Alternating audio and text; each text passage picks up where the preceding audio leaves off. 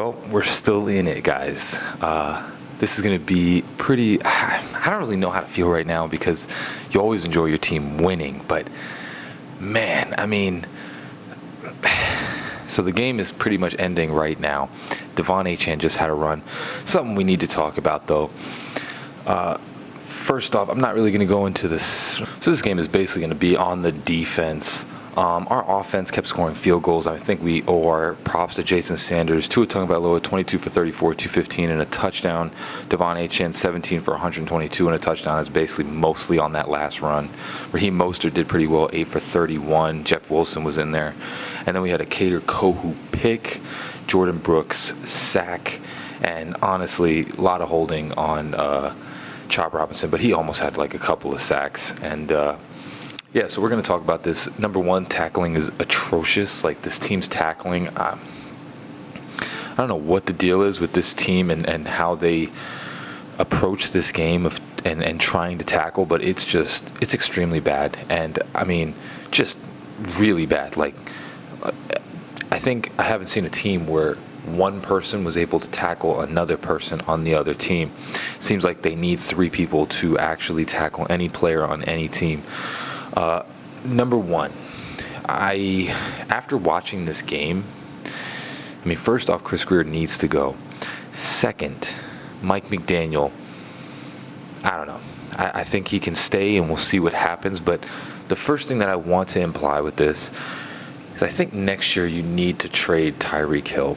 And the reason behind that, it's not because I don't like Tyreek Hill. He's done a lot of good for us. But I think the good that Tyreek Hill did was based around the scenario and the situation that Mike McDaniel called for.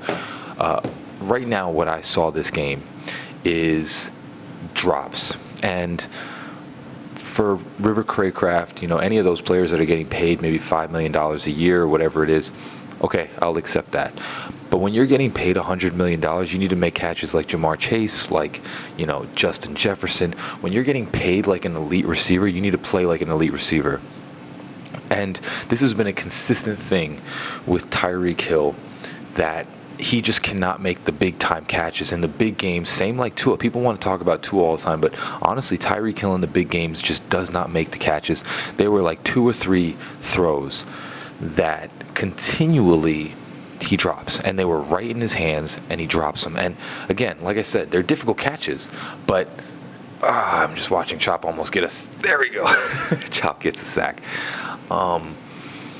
There are significant throws that he keeps dropping when we are big time in a game. Like Tua made a beautiful throw in the first quarter, and it was just pretty over the end zone, and went right in Tyreek Hill's hands, and he drops it. Another one that was real pretty right in Tyreek Hill's gut, and he drops it, right to the outside barrier. It's high. Yeah, sure. It's a high ball, but you still catch that for $100 million.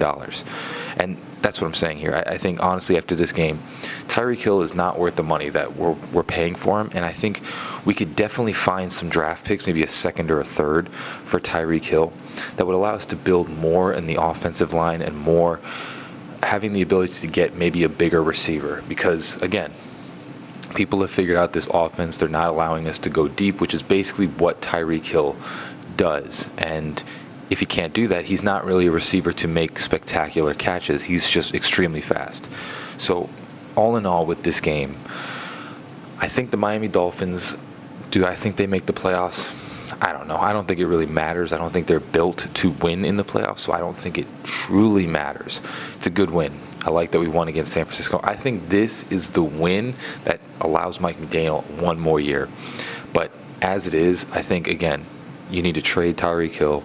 You need to fire Chris Grier, because clearly this offensive line is not doing it, and you need to build more of that offensive line. Now, do I think Tua stays? Of course. I think you have a good, you don't just find quarterbacks like this, and the ability that Tua has is definitely there. If you get him a good offensive line, he's going to be like Drew Brees. Do I consider him elite? No, he's not an elite quarterback, but he's a pretty good one that can make some pretty good passes. And at the end of the day, that's all you really need. The Ravens went to the Super Bowl and won it with, I think it's Trent Dilfer, who at that time was a mediocre quarterback. You build a team around them. And that's what this Dolphin team needs to do. And watching this game right here, you have a lot of core players that can beat these types of teams. You know, they say that we don't beat any winning teams, but the Rams are 9-6 right now. We beat them. So we do beat winning teams. We have a good core, but it's time to build on that. And again, at the end of the day, you know, with Tyreek Hill dropping passes, and it's the money. You know what I'm saying? It's the amount of money you're paying someone. Oh, Javon Holland almost had a pick. It's the amount of money you're paying somebody for what they produce. And at the end of the day, I think Tyreek Hill is much more a product of Tua Tagovailoa, because, again, the catches that Tua needs him to make, he's not making. And we can even correlate it back to last game where he had the ball ripped out of his hands by Derek Stingley. These are plays that you need to make as a $100 million receiver. These are plays that Jamar Chase, Justin Jefferson, who else is there? There's not too many elite receivers. George Pickens, all of these players, they make when they're paid this amount of money, and that Tyreek Hill is just not making.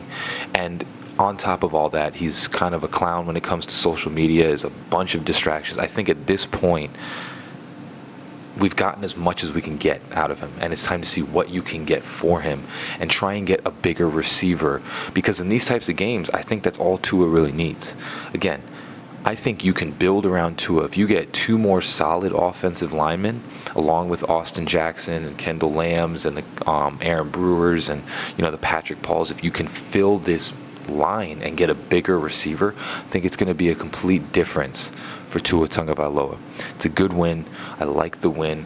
But like I said, I think there's some things that we can take from this type of win in seeing that there's certain players that maybe we just to reset, not completely the team, but reset in a way of there's certain players that are getting paid a lot of money that aren't making the plays that are worth that amount of money. And Tyreek Hill is at the top of the list, where it's the social media stuff, all of that. It's just not necessary. And I think it's time that we start looking into maybe next year trading and getting a bigger receiver, because I think that's what Tua needs. I think one of the best things that Tua had was having Devontae Parker in his first couple of years when he wasn't injured, because he could just throw the ball up to him. And he hasn't really had that since then. He's just had short receivers. And it's hard when you're in the end zone. Sometimes you need just a whipscotch and a prayer. You need to have one of those receivers that can make one of those catches. Honestly, it's what made Preston Williams so attractive to Tua, because he was one of those receivers that could just do that. I think you need to start doing that, because after this game, you get into the red zone, you can't score, and it's just a continual thing with this team. You can't score in the red zone because people have figured you out and your receivers are way too small.